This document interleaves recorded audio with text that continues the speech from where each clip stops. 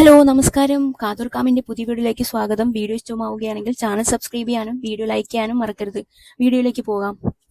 കുട്ടിക്കാലം മുതൽ നേരിട്ട അധിക്ഷേപങ്ങളെയും പരിഹാസങ്ങളെയും കുറിച്ചും അച്ഛനിൽ നിന്നും അമ്മയിൽ നിന്നും നേരിട്ട വേദനകളെക്കുറിച്ചും നെവിൻ പറഞ്ഞത് ബിഗ് ബോസ് മത്സരാർത്ഥികളുടെയും പ്രേക്ഷകരുടെയും ഹൃദയം തൊട്ടിരുന്നു. അമ്മയെക്കുറിച്ച് നെവിൻ പറഞ്ഞ വാക്കുകൾ പ്രേക്ഷകർക്കിടയിൽ ചർച്ചയായി. അമ്മയെക്കുറിച്ച് പറയുകയാണെങ്കിൽ എനിക്ക് അത് അച്ഛനുമായി കണക്ട് ചെയ്യേണ്ടി വരും. മദ്യപാനിയായിരുന്ന എന്റെ അച്ഛൻ അമ്മയെ ശാരീരികമായി ഉപദ്രവിക്കുന്നതെല്ലാം ഞാൻ നേരിട്ട് കണ്ടിട്ടുണ്ട്. സ്ത്രീ എന്നാൽ ആണിന്റെ അടിമയല്ല എന്ന് നെവിൻ പറയുന്നു. വീട്ടമ്മ ആയാലും സ്വയം പര്യാപ്തയാവണം. എല്ലാ സ്ത്രീകളെയും ഞാൻ ബഹുമാനിക്കുന്നു. എന്റെ അമ്മയും സഹോദരിയും സ്വയം പര്യാപ്തരാവണം എന്ന് ഒരു ഘട്ടത്തിൽ ഞാൻ ആഗ്രഹിച്ചിരുന്നു.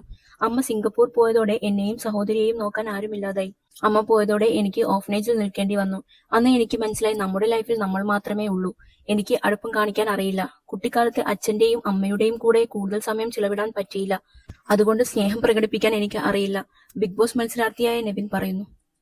എനിക്ക് പറയാൻ ഒട്ടും ഇഷ്ടമില്ലാത്ത സബ്ജക്റ്റാണ് അത് എന്ന് നെവിൻ പറയുമ്പോൾ തന്നെ കുട്ടിക്കാലം നെവിന് നൽകിയ ട്രോമ എത്രമാത്രം ആണെന്ന് നമുക്ക് ഊഹിക്കാവുന്നതേ ഉള്ളൂ. എനിക്ക് ഒരു ഫെമിനിൻ പാർട്ടുണ്ട്. അതിനെ ചൊല്ലി ഒരുപാട് അധിക്ഷേപങ്ങളും പരിഹാസങ്ങളും എല്ലാം നേരിട്ടിട്ടുണ്ട്. സുഹൃത്തുക്കളും കുടുംബാംഗങ്ങളും നാട്ടിലുള്ളവരുമെല്ലാം എന്നെ അതിന്റെ പേരിൽ വേദനിപ്പിച്ചിട്ടുണ്ട്. എന്നാൽ അതിനെല്ലാമായുള്ള മറുപടിയായാണ് ഞാൻ ബിഗ് ബോസ് ഹൗസിൽ വന്ന് നിൽക്കുന്നത്, നെവിൻ പറയുന്നു.